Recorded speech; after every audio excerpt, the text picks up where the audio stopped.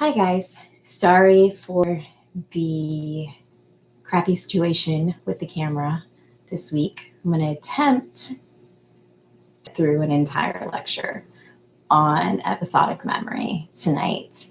And I apologize that it's not live. Well, it is live. Most of you won't know that it's actually happening right now, but you can submit questions through the comment section, or you can email me if you have any questions. And somebody actually found me on here already. Hi, I see you too. So I'm going to attempt it. We're going to see. We're going to see if I can get this to work. And if it works, I'll probably make multiple videos tonight just to get them all out for the week.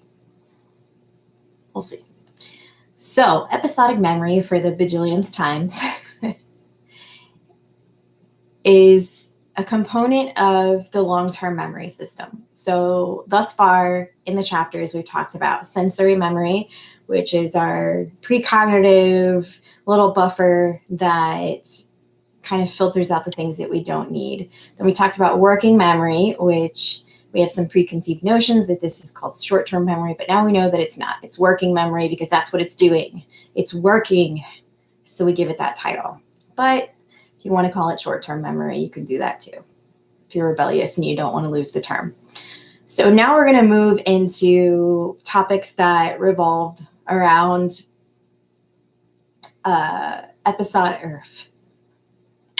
Sorry, somebody's writing in the comments to me. Hi, Michelle. Throw me off, man. Throw me off. But episodic memory relates to cognitive processes too, Michelle. So you can still watch it. You can still watch it. You didn't take it with me, did you? No, I doubt it. So when looking at long-term memory, you can look at procedural memories and then declarative memories. And episodic memory falls under this bubble of declarative memory, which also houses semantic memory. And episodic and semantic memory together comprise something called autobiographical memory, which we'll get into later chapters. So next chapter is semantic, and then later on in the semester, we have autobiographical memory. So today's focus is episodic. So when we define episodic memory, we're looking at memory of personal experiences. And we distinguish that from semantic memory because semantic memory is more knowledge-based. And there's a couple of different ways that we have proven the distinction between episodic and semantic memory. One being the concepts of feeling of knowing versus feeling of remembering. So if I put you in the context of watching this webinar right now, there's two different aspects I could ask you to recall of whatever it is that you're hopefully learning from watching this. So I can ask you, what is the definition of episodic memory? Now you could say, I have a feeling that I know the answer to that. It is memory of personal experiences. That would be a feeling of knowing. So that ties more into your knowledge base, which is semantic. So I could ask you the context of how you learned what episodic memory was. And you could remember the situation. You were sitting at your desk or on your phone or wherever it was. Maybe you found a classroom in GC somewhere and you've got me on a projector and you're drawing little like mustaches on my face. That'd be funny. If you're doing that, take a picture. I want to see it. So you might say, I have a feeling of remembering that when I learned about episodic memory, I was doing XYZ thing. I was sitting in this place. I was eating whatever. So that would be a memory of the experience of learning, but not so much the knowledge itself. So memory researchers say that when we distinguish between knowing and remembering, we're compartmentalizing our memory into semantic versus episodic. There's also a memory researcher who's very famous, and you'll hear about him again. His name is Endel Tolving. And he worked on something called the Hemispheric Encoding Retrieval Asymmetry System. And what he did was a bunch of PET scans on the brain and looking at remembering semantic versus episodic type memories, type knowledge. And he determined that your prefrontal cortex is involved with both memory systems. But the left side of your prefrontal cortex is involved with semantic memory. So the knowledge of the definition of a word or a concept in this class, or even something like etching into your brain a time or place that you need to be, your schedule and whatnot. Things that are knowledge-based, they come from the left side of the prefrontal cortex. And the prefrontal cortex also does something else. It helps you when you're retrieving episodic memories to properly encode the context of which you made the episodic memory. So the right side of the prefrontal cortex deals with the retrieval of episodic memories. So you've got the left that's retrieving semantic and that's aiding you and putting in the situational context of your episodic memory. And then you've got the right side that is retrieving that episodic memory for you. So they work together. They're in a system, and autobiographical memory, as we'll talk about, deals a lot with your sense of self and your ability to create a narrative for your life. We'll talk about cognitive dissonance too in terms of autobiographical memory. So in general, we talk about memory in terms of the past. So what do we remember about our lives? We talk about it in terms of the present, which is the active encoding and retrieval process of memory. We talk about it in terms of the future. So how does our knowledge of the past, how does the process of encoding and retrieving memories in the present impact the way that we view our future self? So first we'll start with the past. Now, saying something like, I have a feeling of remembering, it's an inherent past tense word. You don't remember something that's happening in the present. You don't remember something that's happened, that's yet to happen in the future. So you're remembering something from the past. So a lot of episodic memory research focuses on things that have happened in the past and neglects a little bit the more present and future tenses of the potential of episodic memory. So when we're looking at the things that we have in the past, the things that we have stored in our long-term memory, there's two different things that you need to know. So you have availability, which is all of the memories that are in your head, floating around in there, wherever they are. I'm finding there we go. So you have the availability.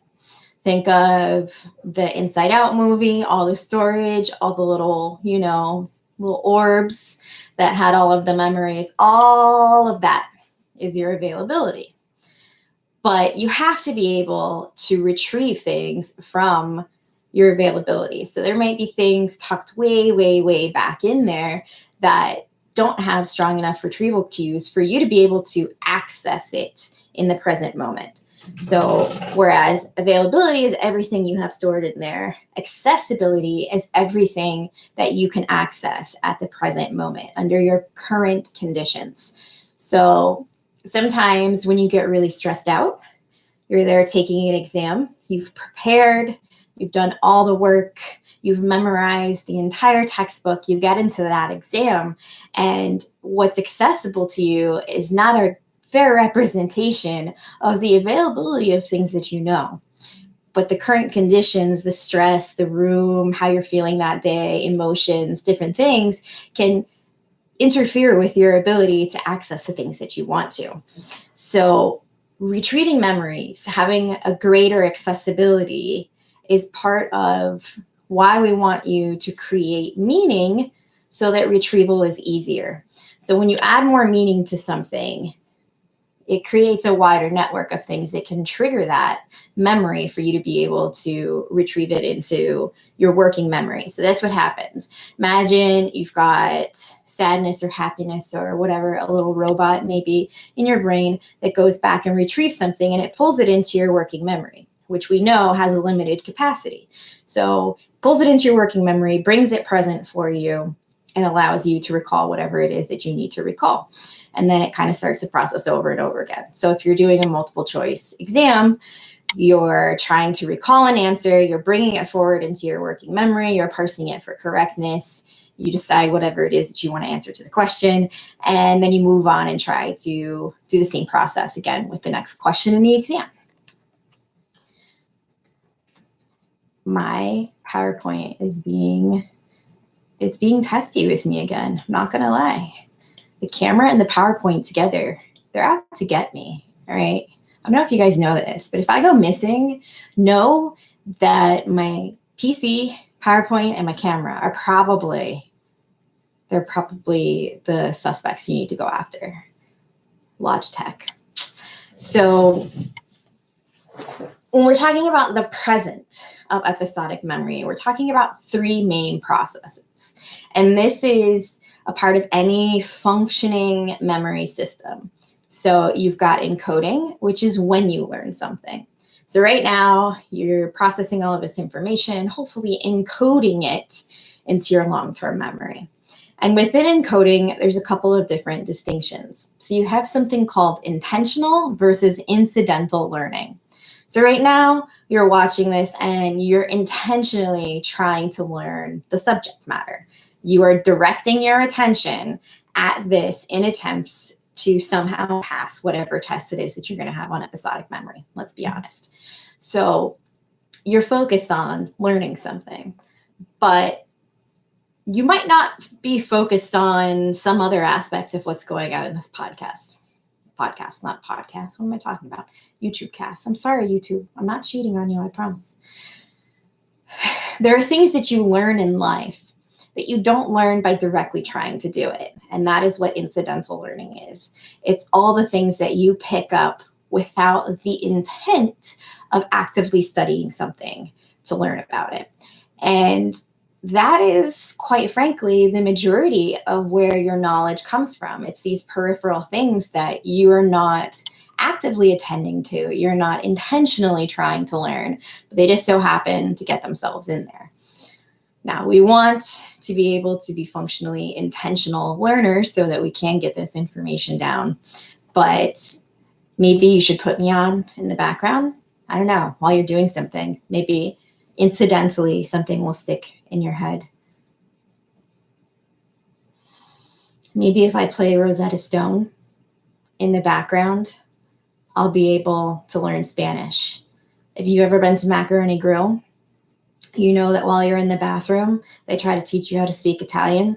So you're in the bathroom and it's like, ristorante, restaurant, ristorante, restaurant. Those of you who have never been to Macaroni Grill think that I'm crazy. But as an attempt to make you incidentally learn Italian while you're going to the bathroom during dinner.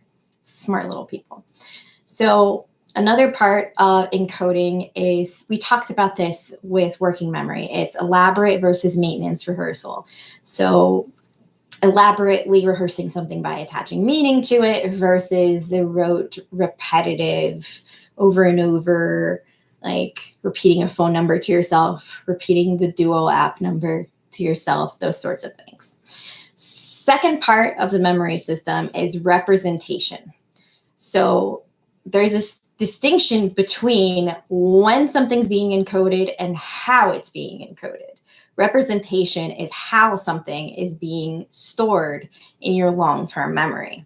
So there's an important link between the encoding process and the representation process, because if something is misrepresented in your long-term memory, you could have difficulty in retrieving that information when you want to, because you might be retrieving it one way and it might have been represented in your memory a different way. And then the third process is retrieval, which is the process of accessing your long-term memories. Pretty simple. Oh, PowerPoint. Oh, PowerPoint.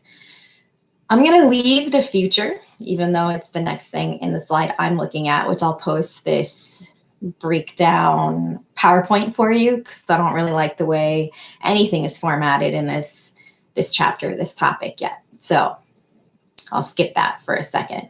But just know that Tolving's involved, because Tolving's a little genius. He's like 90-something years old, and he's still doing this stuff.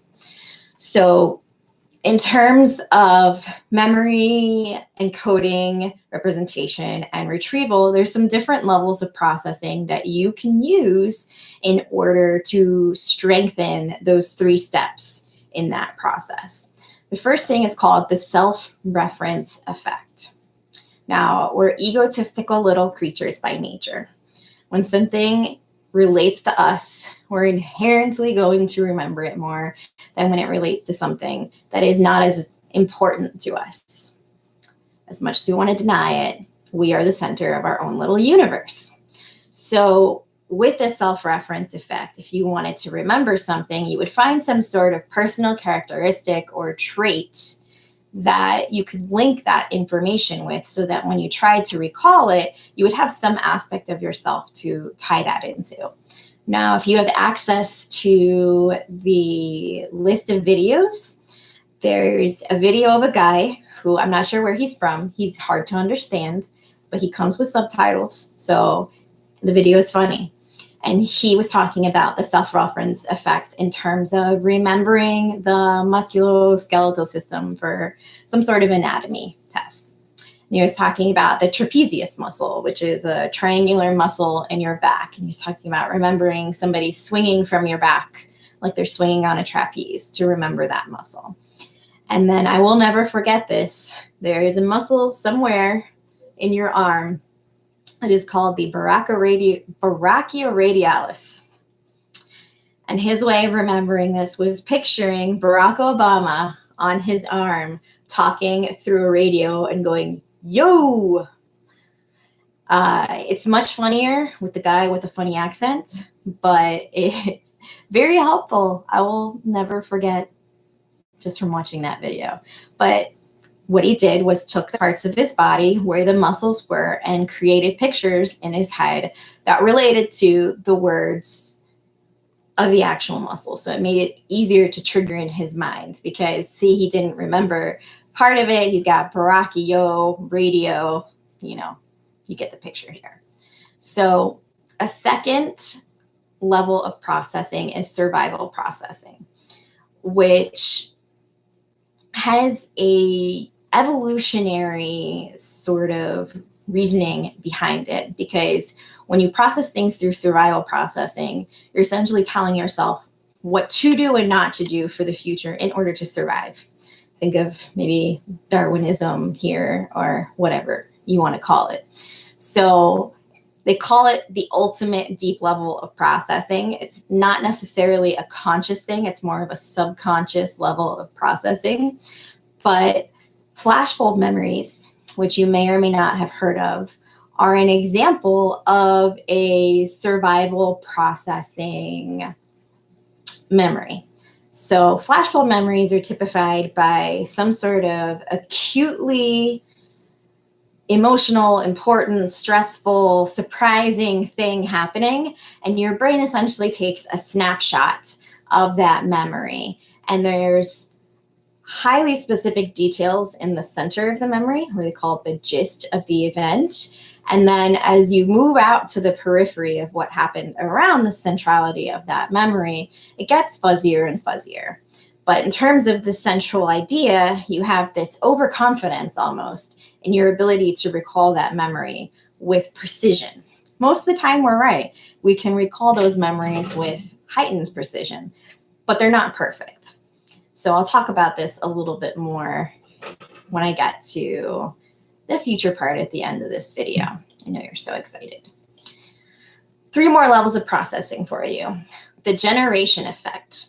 And this is something that as students is really important for you guys to engage in. So the generation effect is coming up with some way of remembering something yourself, as opposed to relying on something else. So when you get a PowerPoint, you're going to remember things better if you were to print out that PowerPoint, take it into a class and take notes on top of it, or print out that PowerPoint, have the textbook and write your own notes next to it, or just flat out not print out the PowerPoint, write out your own notes and incorporate the different points from the PowerPoint. My upstairs neighbors are apparently moving bowling balls again. But you take the points, the main points, and you generate some sort of thing yourself. So when you're writing this down, instead of going to the PowerPoint and just reading the generation effect. Memory is better when we generate associations ourselves than when we just read them. Even if you were to take that out of the PowerPoint and just handwrite it on a paper, you already started the basic step of the generation effect.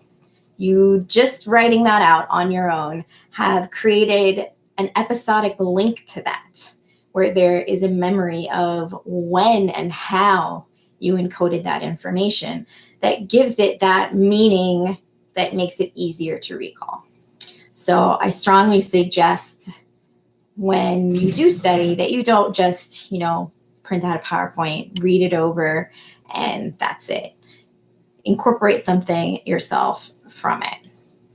Organization is the fourth one, and it's pretty simple. It's just that you have in whatever way suits you, some sort of meaningful structure to the things that you want to remember. So in terms of studying, you kind of have an in-post structure from chapters and PowerPoints or whatever. There's a flow to things of how they will be easiest to remember. And they usually start with some sort of baby concept, and then they get, as we progress into the topic, more and more complex.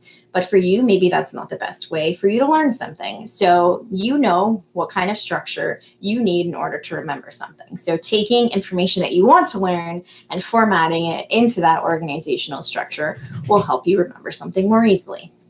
And then the last one is distinctiveness. So there's something called the von Restorff effect, which is the general idea that we remember things more that stick out like a sore thumb. So in terms of my students, they might remember me more than other professors in their psychology career, because if you were to line us all up by the way that we talk or the way that we approach the classroom, or even just the way that we physically look with purple hair, tattoos, whatever, I stick out like a sore thumb. So I'm a little bit more memorable, I hope. Just say I am to appease me. But if I was to give you 10 objects and 9 of them were some sort of shade of green and 1 was red, and then I asked you to recall those 10 items, the first one that you're probably going to remember is the one that was red, because it stuck out to you as being different and distinct from the rest. And this von Restorff effect is something that marketers use a lot. So there's this ad where there's a giant whale, and now I'm like sitting here trying to figure out what it is, but just Google the von Restorff effect. And if it doesn't come up with anything, put von Restorff and marketing, and you'll see the different ways that marketers have used the distinctiveness aspect of encoding memory to their favor in terms of getting you to remember specific types of products they want you to buy. So in my PowerPoint, I have a guy, he's sitting on a regular wooden bench, so little wooden slats, and it's got a Kit Kat wrapper painted on it so that the slats look like they're individual pieces of the Kit Kat. And it sticks out because it looks like a Kit Kat bar, and you're not expecting it to sit on a bench that looks like a candy bar. It sticks out in your head, and then you want to go eat a Kit Kat. If you're one of those savage people that bites into the Kit Kat instead of breaking each one apart and chewing them individually, please, savage, psychopath, don't do it. You're inhuman. So we went over some steps for encoding memories better, but there are some times where you need to forget things in your episodic memory. And it's an adaptive process in your prefrontal lobe. So your prefrontal lobe is a common denominator here, very important part of your episodic memory with meaning-based things. And this process of trying to forget things that are already in your memory, maybe because you have something new that needs that space, that valuable space, or maybe you have something similar and you want to forget the other thing and you want to remember the new thing, you need to be able to engage in something called inhibition. So with inhibition, you're introducing something that actively interferes with the ability to recall particular information. So one of the ways of inhibition is called retrieval-induced inhibition. So imagine if I gave you a list of things I really wanted you to remember, like dog, cat, bird, lizard, dragon. And then I gave you another list, and I put those 5 things on that list, and I put 5 other things on that list that you hadn't heard before. This would be something called PartSet Queueing. So you would study the first 5 things, they'd get removed from you, then you would be given the next list of things with the 5 things you had already studied. And if I asked you to inhibit that second list, it'd be easier for you to inhibit the 5 new items that you hadn't already studied before than the other ones that you already had. So basically, the gist of this is that overstudying something new can help you inhibit something that you haven't studied as well. So all of this has this underlying theme of voluntary recall. And for the majority of the chapters in memory, you're talking about things that you're actively trying to recall. But although it's a relatively new area of memory science, there's also such thing as involuntarily recalling information. So to me, this pairs pretty closely with the future-related parts of episodic memory. So in future-related episodic memory, you're talking about something called mental time travel or chronesthesia. That's what Endel Tulving calls it, chronesthesia. Sounds a little bit cool, right? So when you're doing that mental time travel, you are literally projecting yourself into the future and picturing something that could happen to you. And you're picturing things based on things that have happened to you before. So imagine that you were driving down the highway one night. You had police sirens behind you. You saw the red and blue lights. You went, oh crap, I'm in serious trouble. Now, whether you did get pulled over or you didn't get pulled over and you were lucky and they chased after the person next to you and you were like, yes, thank you. I promise I will never drive poorly again, which we all know is not a promise that any of us actually upkeep. But in that moment, you saw yourself get pulled over. You create that memory. You have a memory of passing whatever it is that you were on the highway doing, and a cop was there. So the next time you're driving at night, you're doing something similar, you can picture pretty easily the lights being behind you and somebody pulling you over for the same thing. Or maybe if they didn't pull you over, you're hoping somebody's next to you and you can picture the same thing happening. So it happened to you before, so it's easy for you to picture something like that happening to you again. And the ability to picture ourselves in the future is a major component of what drives us to engage in behavior. So as college students, if you couldn't picture yourself graduating from college, the likelihood of you coming to class and doing the work and finishing everything and paying for school and dealing with situations you might not want to over these 4+ years or 4 fewer years if you're an overachiever, you wouldn't do it if you couldn't picture yourself graduating and then getting a particular job of hopefully some area that you actually wanted to get a job in with your degree. If you couldn't do that, couldn't picture that, you wouldn't follow through in those steps. So you're projecting yourself into the future and imagining a future for yourself. That also is voluntary, but there are involuntary things that could happen, which is more like you're driving down the highway and then a memory pops up of the time where the cops were behind you. And you're like, oh, maybe I should slow down. I know that this can be something risky.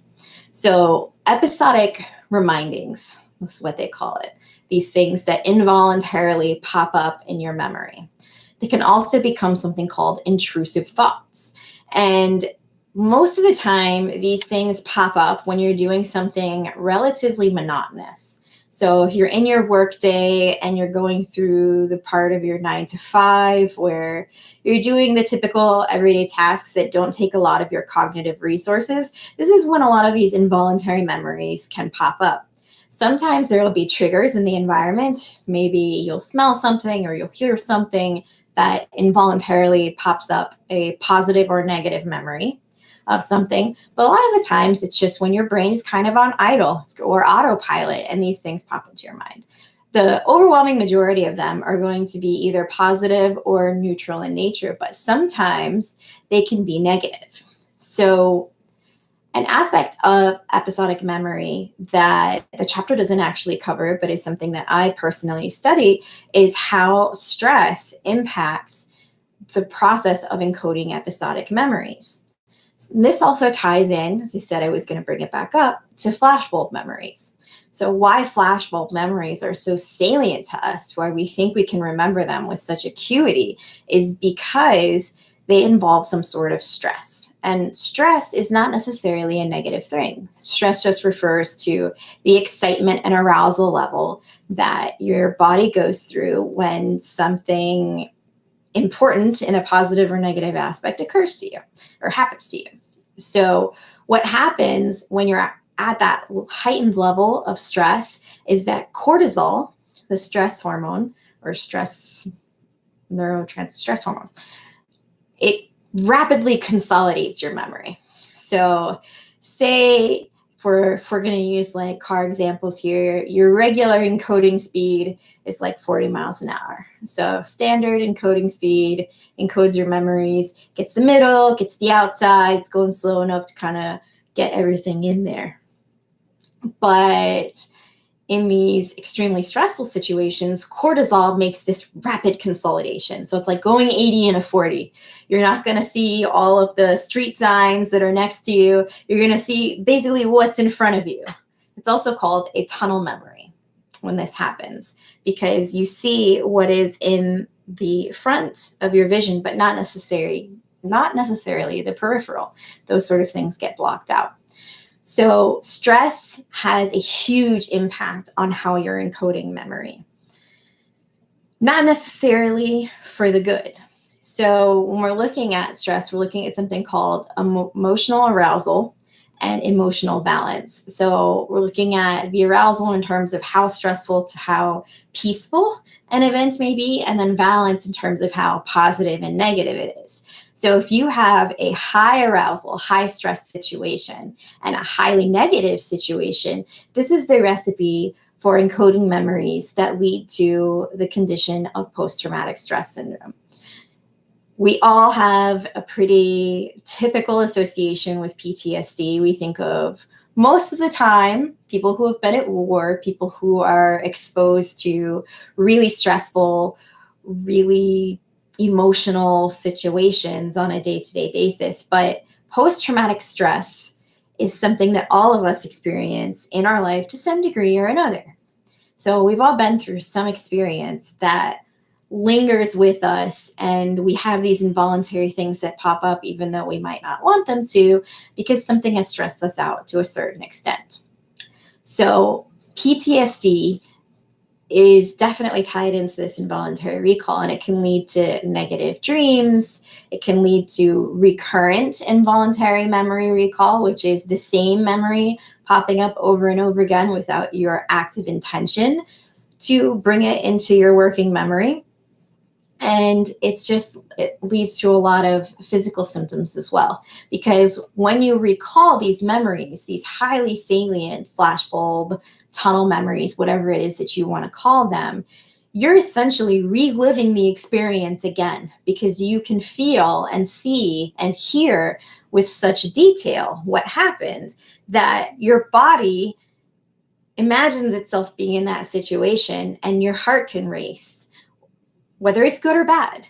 And you can have, endorphins, adrenaline, all these things pumping throughout your body. Well, maybe you're just sitting in an office chair doing your day-to-day stapling of papers or grading of scantrons or whatever it is that you're doing on your day-to-day basis. So it can be a very dangerous thing because it can become very intrusive. intrusive thoughts. While you're doing these tasks on a day-to-day basis, you can have these negative things come into your working memory and kind of invade your life in a way. And maybe take a day that you were having a relatively decent day, nothing had really popped up to make you feel bad.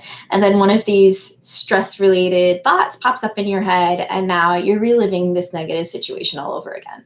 So people who are depressed, or people with anxiety, or people with high negative affect or neuroticism and those sorts of things are much more likely to have these involuntary negative recalls of these events. Because like me, high anxiety, probably high neuroticism, probably high negative affect, let's be honest here. It's very easy for us to imagine negative things happening to us. We actually kind of predict those a little bit more than we predict positive ones happening. So our memories can totally turn on us sometimes. Moral of the story. Can be the same way for positive events too. So things like births of children, or births of siblings, or weddings, or any really great thing that happens to you. Somebody comes by on campus and gives you $1 million, and you're like, oh my God, this is the best day of my life. I'm calling that into the universe. I'm using the power of the secret, picturing myself getting handed $1 million on campus. Still not going to happen. But if it did, I'd probably think about it a lot. So that's my overview of episodic memory. I'll probably go right now and do the semantic memory chapter while I still have this functional webcam going on. But if you have any questions, let me know, specifically about the future-related thoughts and the involuntary recall. That's what I do my dissertation in. So I'm happy to answer anything about that you might have, because it's not in the textbook or probably the majority of the PowerPoints. So thank you for watching. Goodbye.